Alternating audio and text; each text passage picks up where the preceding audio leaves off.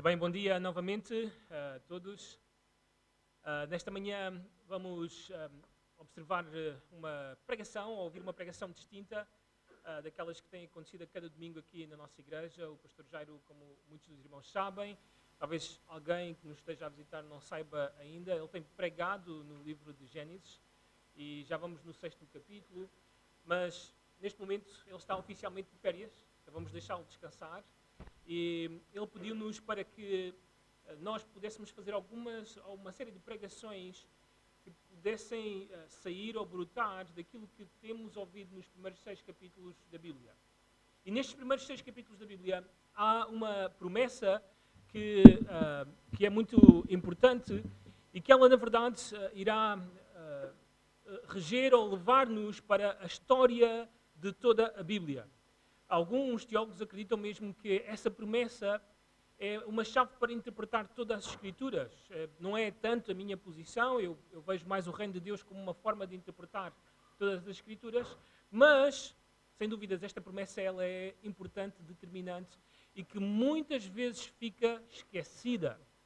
Antes de dizer-vos o que é, deixem-me mostrar-vos pelas Escrituras de como, mesmo há 2000 anos atrás, o povo se esqueceu dessa promessa e o próprio Senhor Jesus Cristo relembrou-lhes qual era o grande objetivo das Escrituras. Aonde é que Deus queria levar-nos com a sua grande história. Então vamos até Lucas capítulo 24, vamos fazer aqui a leitura desta história, embora não seja o texto que iremos analisar, mas Lucas capítulo 24, a partir do versículo 13 para a frente, nós temos, isto é, pós-morte ou crucificação do Senhor Jesus, do seu sepultamento e também da sua ressurreição. Este é um momento muito importante que o Senhor Jesus tem com 2 discípulos. Diz assim o texto, a partir do versículo 13, Lucas capítulo 24, versículo 13.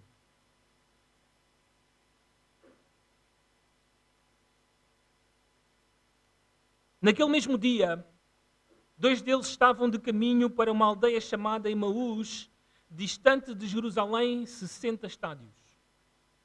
E iam conversando a respeito de todas as coisas sucedidas. Também estamos em Lucas 24, agora o versículo 15. Aconteceu que, enquanto conversavam e discutiam, o próprio Jesus se aproximou e ia com eles. Os seus olhos, porém, estavam como que impedidos de o reconhecer. Então, lhes perguntou Jesus: que é isso que vos preocupa? E de que ides tratando à medida que caminhais? E eles pararam entristecidos. Um, porém, chamado Cleopas, respondeu dizendo: és o único, porventura, que tendo estado em Jerusalém ignoras as ocorrências destes últimos dias? Ele lhes perguntou: quais? E explicaram o que aconteceu a Jesus, o Nazareno, que era varão profeta, poderoso em obras e palavras diante de Deus e de todo o povo. E como os principais sacerdotes e as nossas autoridades o entregaram para ser condenado à morte e o crucificaram. Ora, nós esperávamos que fosse ele quem havia de redimir a Israel. Mas depois de tudo isto, é já este o 3º dia desde que tais coisas sucederam. É verdade também que algumas mulheres das que connosco estavam nos surpreenderam, tendo ido de madrugada ao túmulo e não achando o corpo de Jesus, voltaram dizendo terem tido uma visão de anjos, os quais afirmam que ele vive. De facto, alguns dos nossos foram ao sepulcro e verificaram a exatidão do que disseram as mulheres, mas não o viram.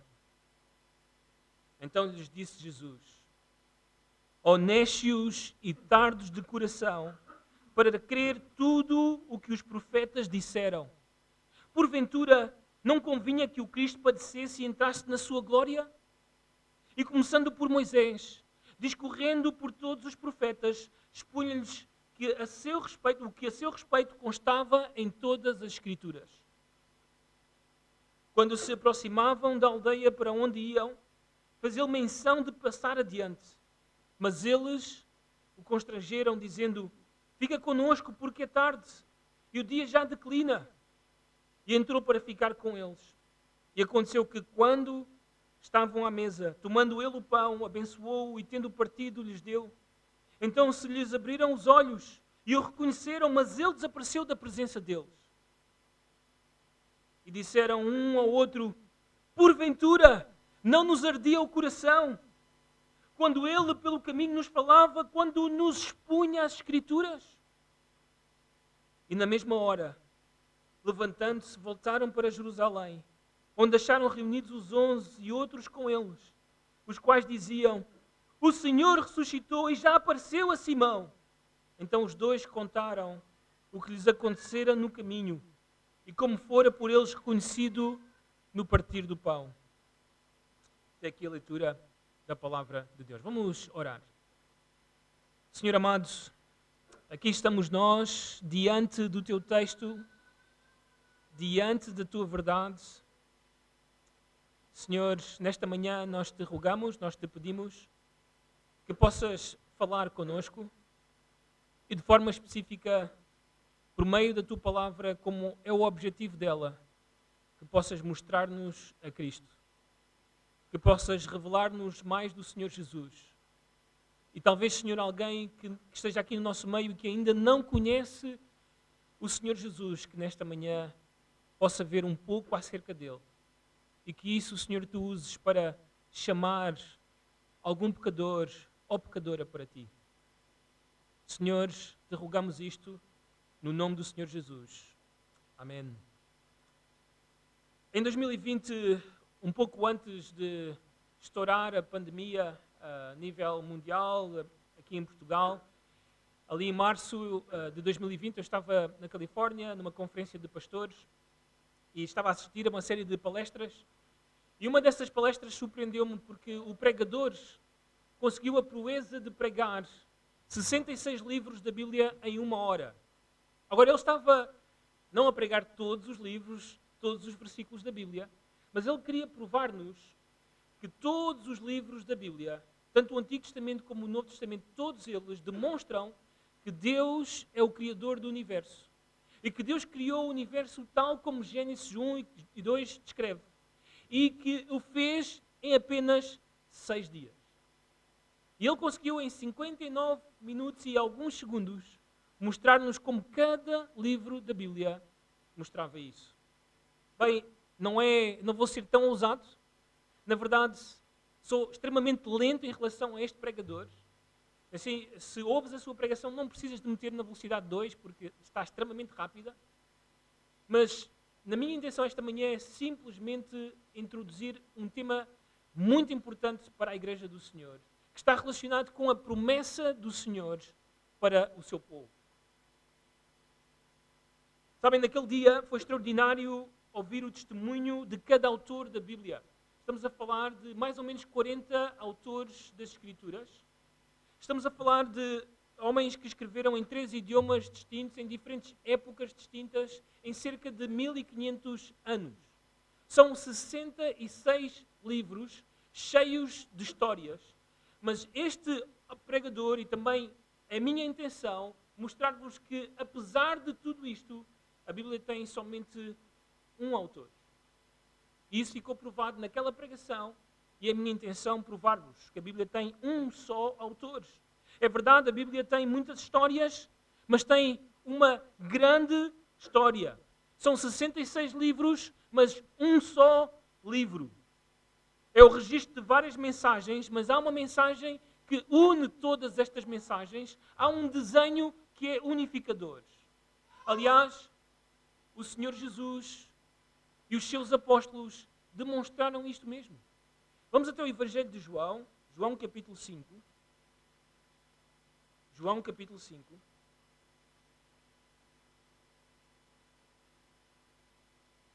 Versículo 39. O Senhor Jesus, só para contextualizar, está numa disputa com os fariseus, como já era normal, também com os saduceus. E estes homens, se muitos de vocês provavelmente conhecem os seus contextos, eram tidos como doutores da lei, eram tidos como homens que conheciam as Escrituras, eram tidos como homens que aquilo que nós esperávamos é que eles, ao verem o Senhor Jesus, ao verem as suas obras e as suas palavras, seriam os primeiros a reconhecer que Jesus era o Messias, era o ungido do Senhor, era o Cristo. Mas não foi o caso. Na verdade, eles foram a primeira frente de oposição ao Senhor Jesus. Então o Senhor Jesus, numa disputa com eles, diz assim no versículo 39 do capítulo 5 de João: examinai as Escrituras, porque julgais ter nelas a vida eterna, e são elas mesmas que testificam de mim. Agora, quando o Senhor Jesus está a dizer isto, o Novo Testamento ainda não está escrito. Tudo o que os judeus têm é o Antigo Testamento. E o Senhor Jesus está a dizer-lhes: olhem para o Antigo Testamento, porque o Antigo Testamento testifica de mim. Vamos um pouco mais à frente no versículo 45. Notem como há uma maior intensidade agora na discussão do Senhor Jesus com os fariseus. No versículo 45 diz o seguinte: não penseis que eu vos acusarei perante o Pai. Quem vos acusa é quem? Moisés, em quem tendes firmado a vossa confiança. Porque se de facto cresceis em Moisés, também crereis em mim, porque ele escreveu a meu respeito. Se, porém, não credes nos seus escritos, como crereis nas minhas palavras? Incrível! Então nós olhamos para esta disputa e ouvimos aquilo e lemos aquilo que o Senhor Jesus está a dizer, e nós percebemos claramente que há uma mensagem, há uma história, há um personagem que sobressai das Escrituras, e esse personagem, eu e tu não o podemos perder. Vamos até Atos capítulo 28. Atos capítulo 28.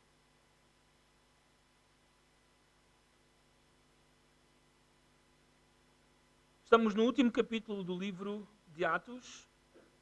Estes são os atos dos apóstolos, ou os atos do Espírito Santo por meio dos apóstolos. Aquilo que estava a acontecer no início da formação da igreja.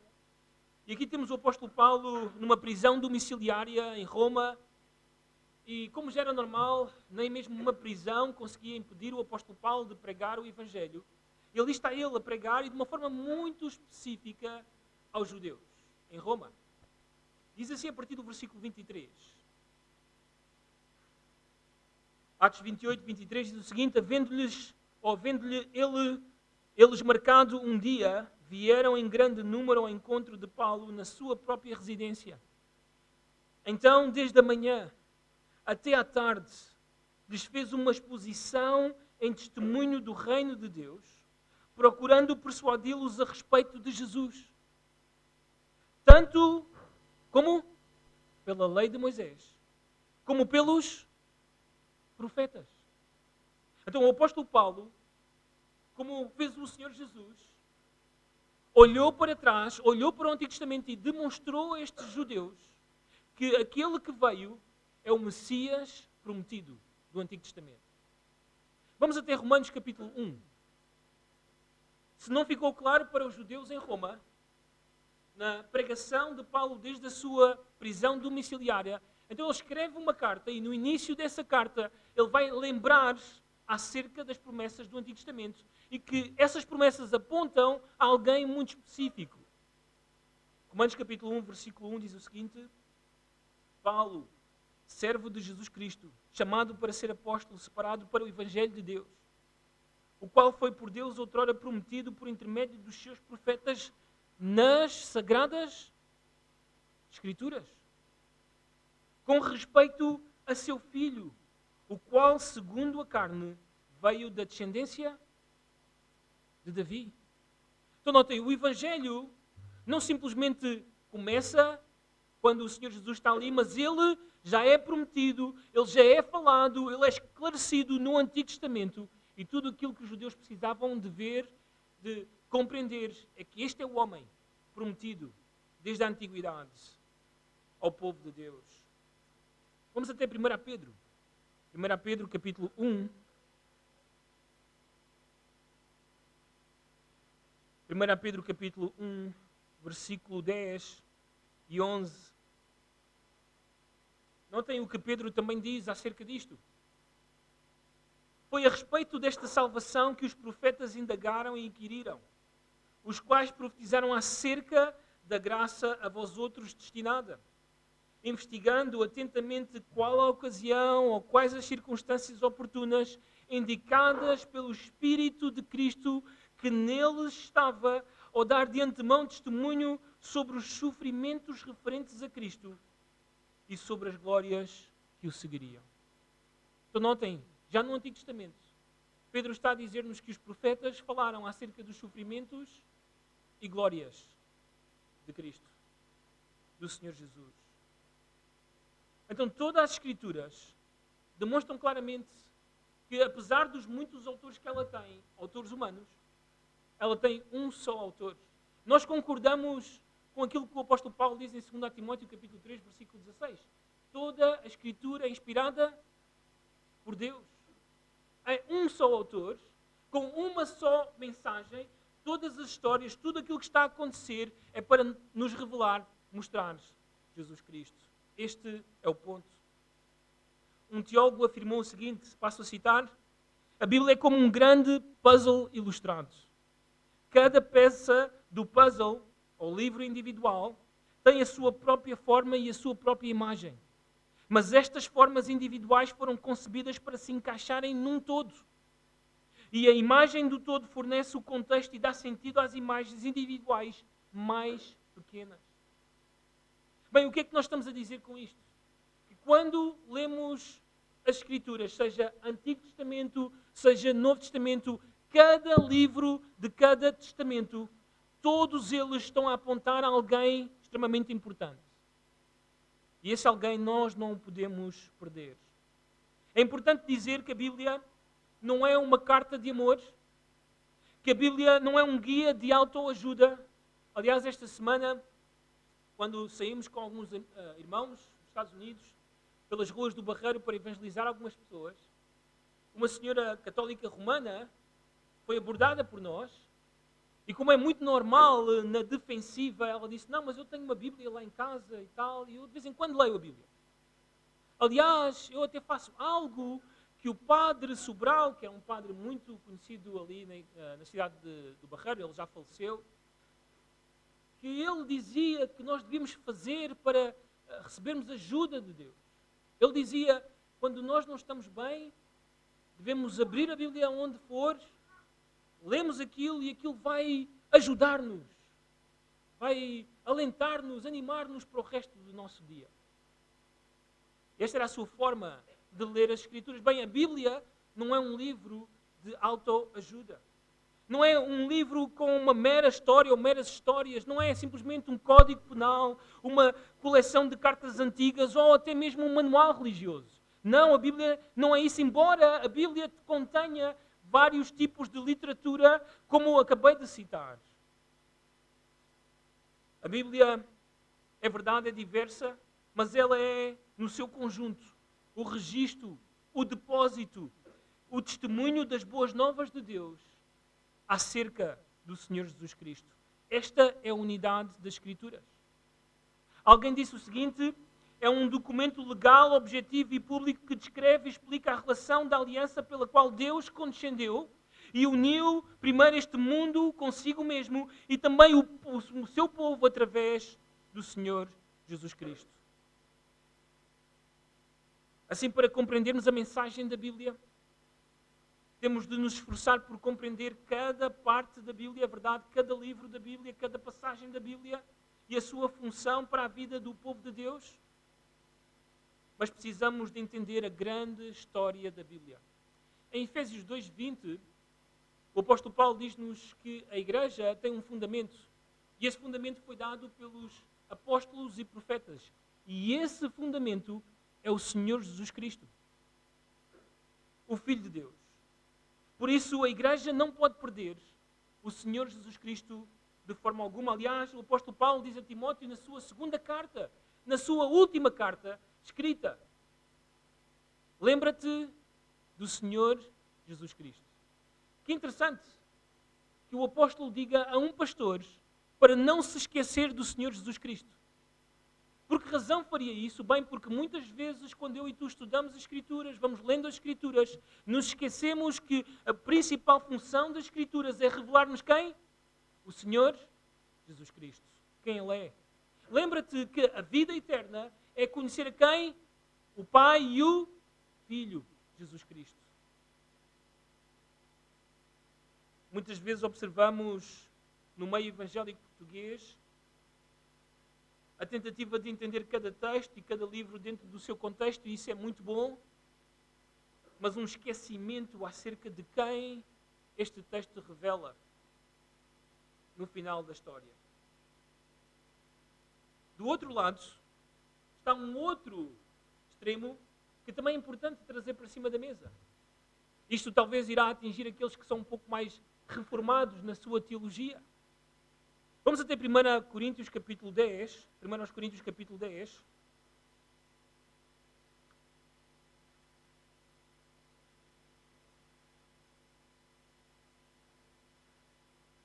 Coríntios capítulo 10, versículos 11 e 12.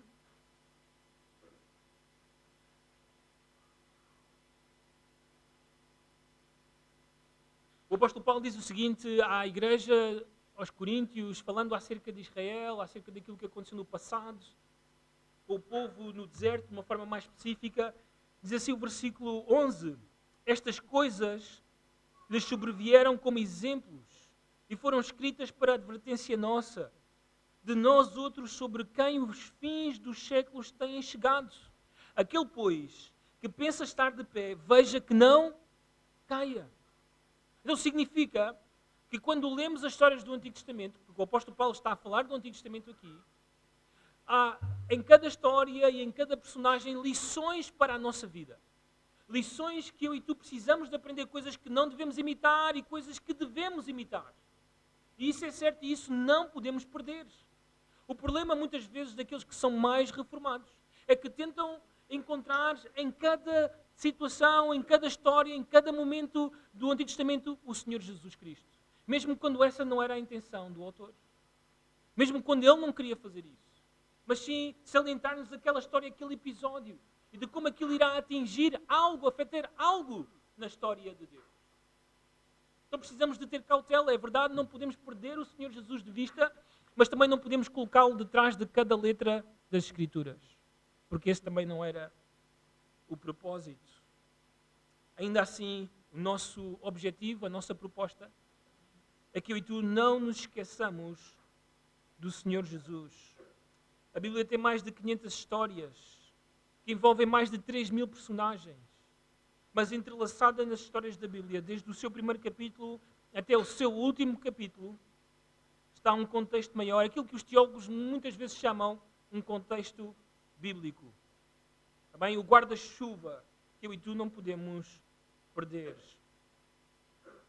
Vamos até Gênesis capítulo 3, então, com isto em mente. Gênesis capítulo 3.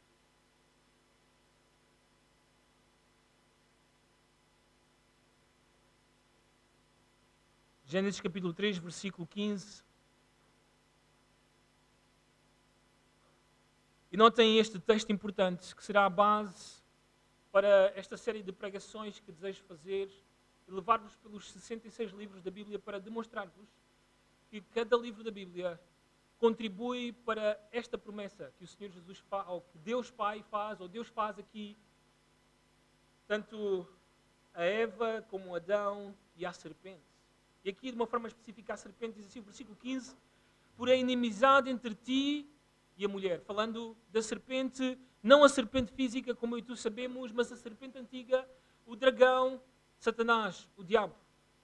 E diz o texto, entre a tua descendência, a descendência da serpente, significa que a serpente tem uma descendência, e o descendente, este é o descendente da mulher. Este te ferirá a cabeça, falando acerca do descendente, e tu lhe ferirás o calcanhar, falando da serpente. Então esta é a promessa que Deus faz num momento muito importante da história da humanidade. E esta promessa, ela está entrelaçada nas histórias das Escrituras. Eu e tu precisamos de detectar. Então a nossa proposta é simples. Se estás a anotar, este seria o título. A história da promessa de um descendente. A história da promessa de um descendente que pisaria a cabeça da serpente. Antes de avançarmos, porque também temos algumas pessoas novas no nosso meio que não estiveram desde o início das pregações em Gênesis, precisamos de marcar isto como um fundamento para que entendam o que queremos realmente acerca do livro de Gênesis, quero estabelecer que Deus, o Deus eterno, criou os céus e a terra. Aliás, Gênesis capítulo 1, versículo 1 diz isso. No princípio, criou Deus os céus e a terra. Então, a grande história contém isto, revelar o Deus eterno. Nos 2 primeiros capítulos da Bíblia, temos a descrição de como Deus criou a terra, o sol, a lua, as estrelas, os animais e principalmente o homem e a mulher. E que Deus fez todas estas coisas na perfeição. Ele disse que tudo era muito bom. E Deus fez isto tudo em 6 dias literais. E no 7º dia, Deus parou de criar. Quando Deus criou o homem e a mulher, Ele colocou-os num jardim chamado Éden. Lá o homem e a mulher tinham tudo o que era necessário para viverem em abundância, alegria, amor, paz e principalmente em comunhão, face a face com Deus, o Deus eterno. Tinham, porém, uma restrição. Não podiam comer do fruto da árvore do conhecimento do bem e do mal, porque se o fizessem, certamente morreriam. Acredito pessoalmente que no 7º dia, antes que esse dia terminara, porque é o único dia da criação onde nós não ouvimos uma avaliação de Deus a dizer que tudo era bom, Satanás, que já se havia ou que já se tinha revelado no céu, desce até este jardim e ali ilude a mulher e ela come do fruto. Ela dá ao seu marido, que atende à voz dela e come, pecando deliberadamente contra Deus, querendo os dois ser como Deus, já sendo eles à imagem e semelhança de Deus. Comeram do fruto e caíram no pecado. Esse foi o dia mais trágico da humanidade. Esse foi o dia, a maior catástrofe da humanidade. Gênesis capítulo 3. O 7º dia. Aliás, é interessante, porque todos nós temos, de alguma forma, visto tragédias enormes pela televisão. Talvez alguns de nós vivenciámos tragédias. Eu lembro-me que talvez a maior que eu já vi foi aquela do World Trade Center. Lembro-me de chegar a casa nesse dia da escola, ainda era jovem. E entrei em casa, era 1 da tarde ainda em Portugal, o meu pai estava em casa e ele estava a ver as notícias, era algo que ele gostava muito de ver, e eu sentei-me com ele para almoçarmos, quando de repente o noticiário interrompeu para mostrar-nos um choque com a primeira torre. E nós ficámos chocados. Uau, o que aconteceu com este avião? Bateu naquela torre. Quando alguns minutos depois de estarmos a falar sobre aquilo que aconteceu, um segundo avião bate numa segunda torre. E como vocês sabem, o resto do dia foi ver aquela tragédia. Pessoas a morrerem, as torres a caírem. Uma grande tragédia. Mas sabem, Gênesis capítulo 3, o 7º dia da história da humanidade, foi muito pior do que esse dia. Aliás, a razão pela qual existiu 2 aviões a baterem em 2 torres é porque aconteceu Gênesis capítulo 3. A razão pela qual o mundo está mergulhado no pecado, na morte, no sofrimento, é porque Adão e Eva comeram do fruto. E porque comeram do fruto, eles mergulharam no pecado e na morte e no sofrimento, e eles mergulharam toda a humanidade com eles no mesmo. E por isso estamos no mundo em que estamos. Deus veio ao encontro deles. E Deus, porque tem que punir o pecado, começou a amaldiçoar a cada um deles. Amaldiçoou a serpente, amaldiçoou a mulher, amaldiçoou o homem e amaldiçoou esta terra. Mas no meio das suas maldições, no meio do seu julgamento, Deus demonstra também a sua graça e misericórdia. Aquilo que eu e tu esperávamos é que Adão e Eva terminassem fulminados, caídos no chão, mortos. porque era aquilo que lemos no capítulo 2. Mas não foi assim. Deus permitiu que eles vivessem. É certo que a morte espiritual já tinha começado. Eles se envergonharam de estar nus, eles sentiram-se culpados, eles esconderam-se de Deus, como é próprio dos pecadores. Mas nesse dia, Deus não lhes tirou a vida física. Deus, aliás, até os vestiu, mostrando que muito provavelmente Deus, porque tem que punir o pecado, matou outra coisa qualquer para que eles continuassem vivos. Nesse dia, Deus fez a grande promessa. Gênesis capítulo 3, versículo 15. Porém, inimizade entre ti e a mulher, entre a tua descendência e o seu descendente. Este te ferirá a cabeça e tu lhe ferirás o calcanhar. O que temos aqui é aquilo que muitos autores chamam o proto-evangelho.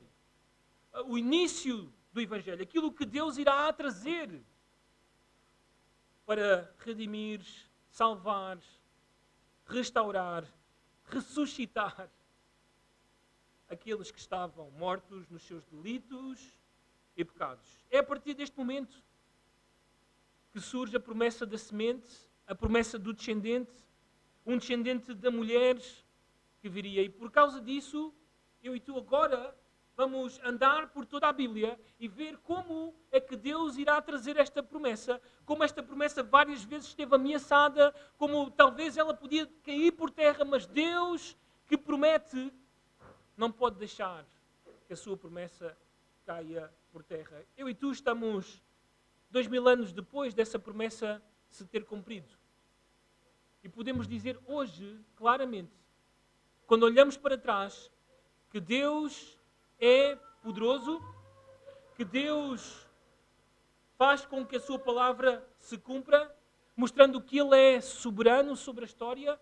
Vemos claramente que Deus não pode perder as suas promessas que Ele faz aos homens.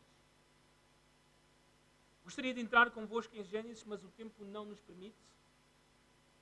Vamos parar aqui, deixando esta meditação a todos os que ouvem também esta pregação nesta manhã. Deus não foi surpreendido pelo pecado do homem e da mulher. Deus não foi surpreendido por aquilo que aconteceu no Jardim do Éden. Aliás, isto faz parte do plano de Deus para que Ele possa demonstrar quem Ele é. Lembrem-se que Deus criou o universo para demonstrar, para manifestar a sua glória. Deus criou todas as coisas para que eu e tu pudéssemos ver a sua justiça, a sua ira, a sua graça, a sua misericórdia, o seu amor, a sua soberania. Trata-se de mostrar, evidenciar quem Ele é para que eu e tu dobremos os nossos joelhos e adoremos a este grande Deus. E a única forma de poder adorá-lo é através do seu Filho, o Senhor Jesus Cristo. Por isso esta promessa é tão importante. Só através deste descendente, só através desta semente, eu e tu podemos ser verdadeiros adoradores. Viemos de uma semana de acampamento. E numa semana de acampamento foi isto que nós vimos num grupo de adolescentes. Vimos adolescentes que têm crescido em igrejas que são somente religiosos, mas não são crentes. Vimos outros jovens que nunca tiveram um contexto de igreja chegar para ouvir pela primeira vez acerca do descendente. E tivemos outros jovens que, já sendo crentes, foram relembrados que eles são crentes por causa do descendente. A história da Bíblia é acerca deste descendente. Eu e tu estamos nesta terra para honrar, glorificar, adorar este descendente. Nesta manhã, não conhecendo a todos os que estão nesta sala, conhecendo a maioria que está nesta sala, deixa-me dizer-te que tu só podes ter vida eterna, que tu só podes ser redimido do teu pecado que tu só podes escapar do inferno, que tu só podes escapar da punição, da condenação eterna de Deus por meio deste descendente. Por isso este livro é tão importante. Porque este livro é a revelação do descendente. É acerca dele, não é acerca de ti. A Bíblia não é sobre ti. A Bíblia é sobre o Senhor Jesus Cristo. E de como tu deves render-te a Ele e segui-lo, amá-lo e conhecê-lo por toda a eternidade. Então, nesta manhã, por favor, considera, lembra-te do Senhor Jesus Cristo. Vamos orar.